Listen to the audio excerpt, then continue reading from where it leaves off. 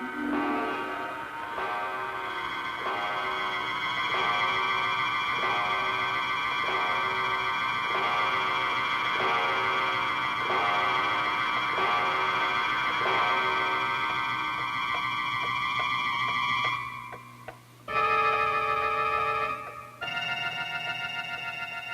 time that hussy Jane's gone just too far.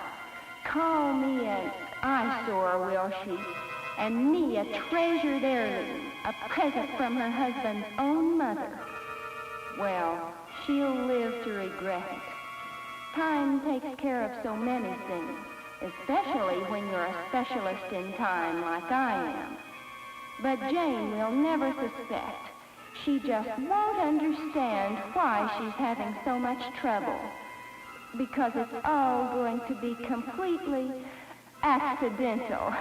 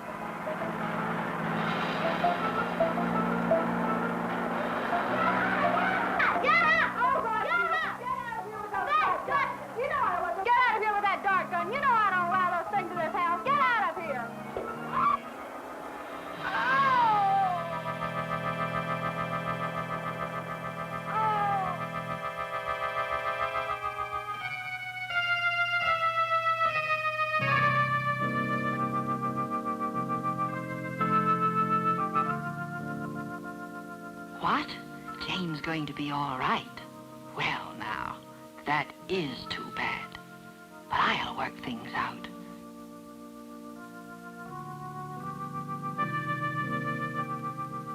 These stupid humans.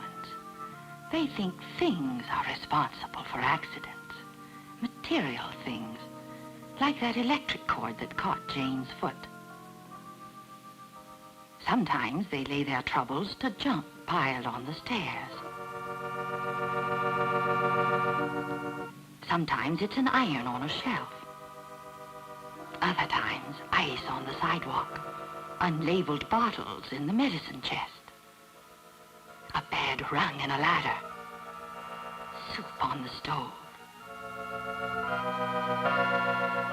Really, of course, any clock knows it's people who bring on accidents. The kind of people who don't know how to handle their emotions. That awful Martha. But I fixed her. Once I found that feelings were the key. It was so easy. Same with Ed Caldwell. He didn't like anyone calling him a grease monkey. And he certainly didn't know how to handle his feelings.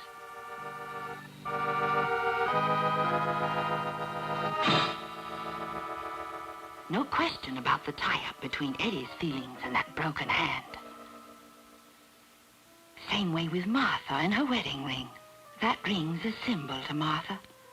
A symbol for everything she hoped she'd find in marriage. Only fool that she is.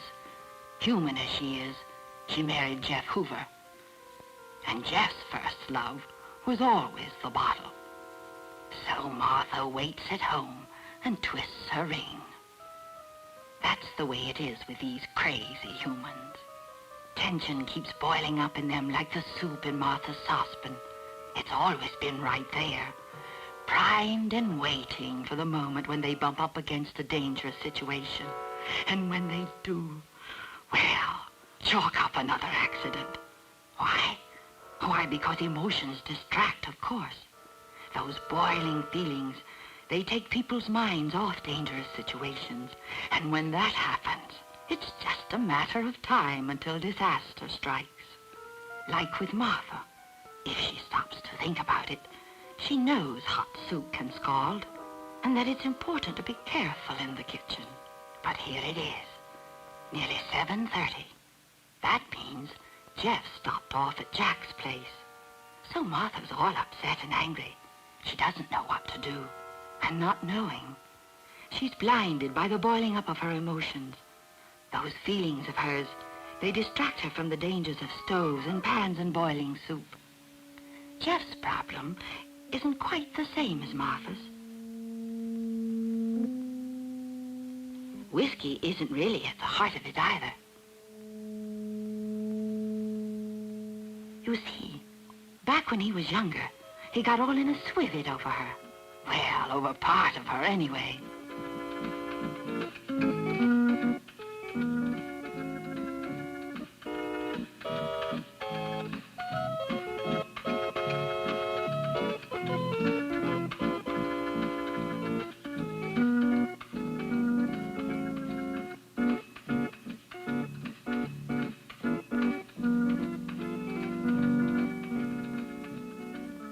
So they were married.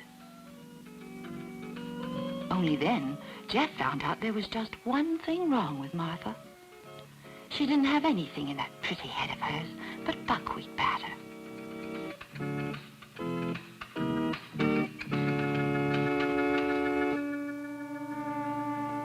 That's when Jeff really started hitting the bottle. He knows it isn't Martha's fault she's stupid, but she just plain bores him to tears. Trouble is, boredom's a distraction, too. If you're living in a dream world, you can't pay attention to reality.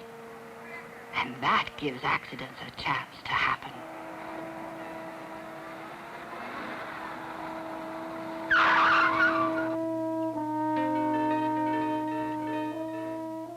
Jeff didn't die. But if he had, the preacher likely would have called it a tragic accident, even though the certificate should have read, died of boredom. Not all distractions are inside people, of course. Lots of them come from outside. If it hadn't been for the phone ringing, nothing might ever have happened to that Ainsley woman.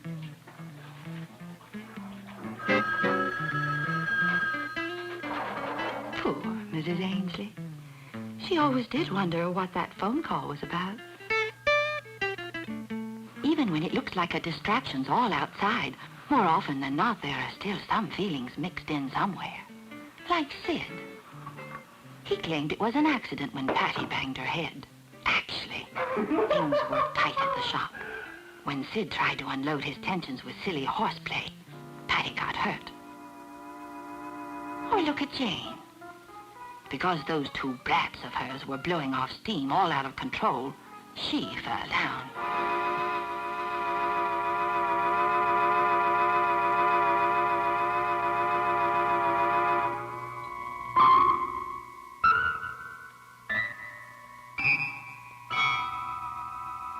It needn't have happened, of course. Not if that idiot female had showed a grain of common sense. After all, you only have to pay attention to 3 simple rules to put an end to accidents in any home.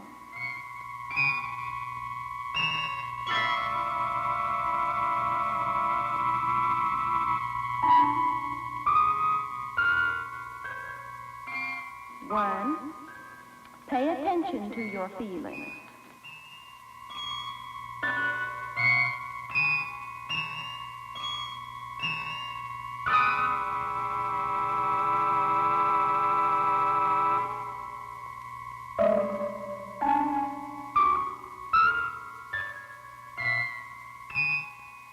2, beware of boredom. 3,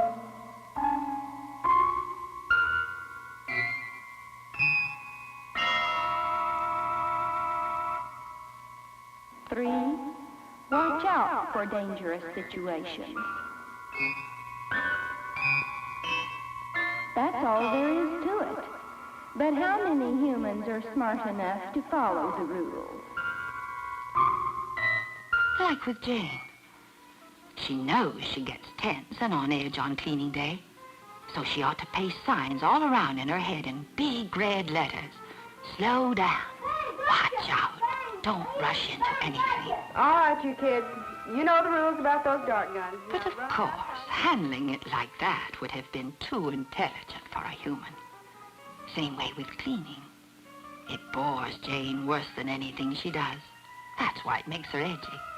So you'd think she'd have sense enough to change jobs often. Take a break. Try something more interesting for a while. Work a little on her new dress, maybe. You see? Now is the time to finish the cleaning, after she's calmed down. Of course, it was a good idea to get Ted and Walter out of the living room. That electric cord made it a dangerous situation. All right, you kids. Out. Out, out.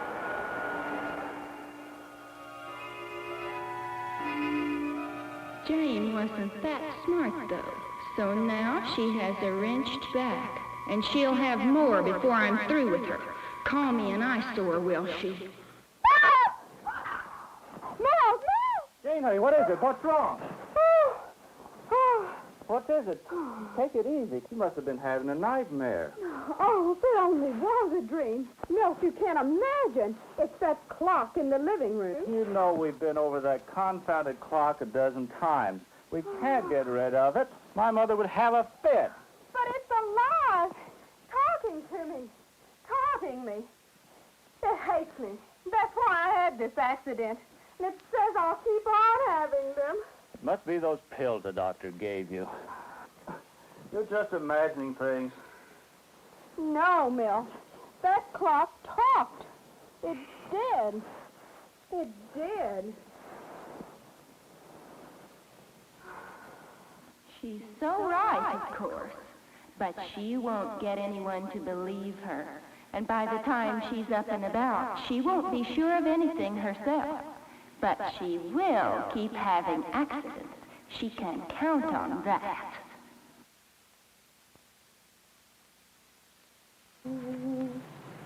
Well, Jane, it's good to see you up. Can't get you down until you're up, you know. Now we need to set the stage for that next accident. Make it seem properly accidental. Tiger here should do nicely to trip over. A little temper will help, too. What's going on around here this morning? Aren't you going to get me any breakfast? Well, Your Majesty, maybe it's just about time you got your own breakfast. Now, an outside distraction to get things moving. Here we go. Jane, did you learn anything from that last time you had an accident? What are you talking about? Let go of me, you big baboon. You know what I mean. You're liable to break your neck if you go charging out of here in all directions. Please, honey. Milt, I must be crazy. And after that nightmare and all those good resolutions I made about being careful. Thanks, Milt.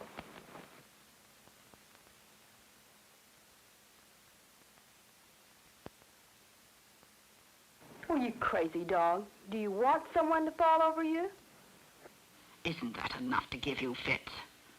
But I can afford a few slips. Time's still on my side. Maybe I can do better here in the kitchen.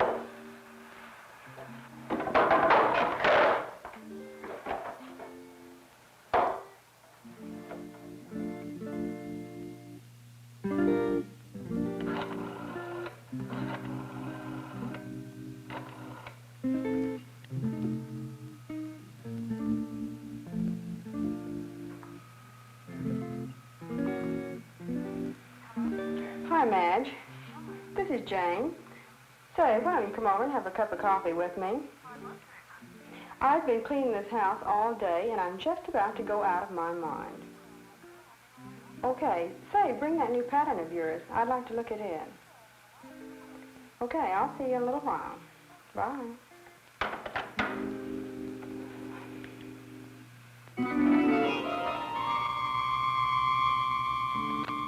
Why, I don't believe it. Don't tell me that girl's beginning to use her head. Well, I'll get her yet. A dog and a cat on Sunday morning might just turn the trick. That's it. Hey, girl, hey.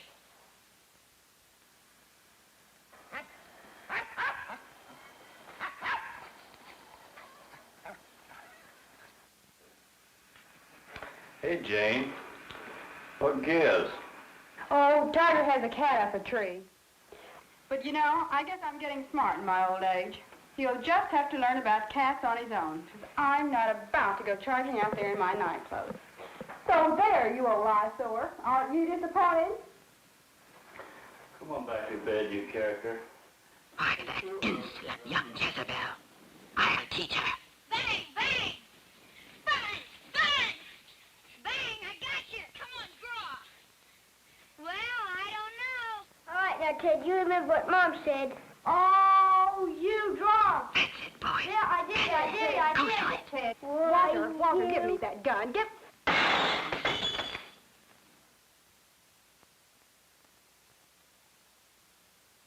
My springs, my gears, my face. Oh, why was I such a fool? I'm as bad as that stupid female Jane. Worse even, because I knew better. But I hated her so, I didn't even take my own advice. I let my feelings run away with me just as if I were human. So now there'll be another clock here taking my place. My place, and me a treasured heirloom, gift of Milt's own mother.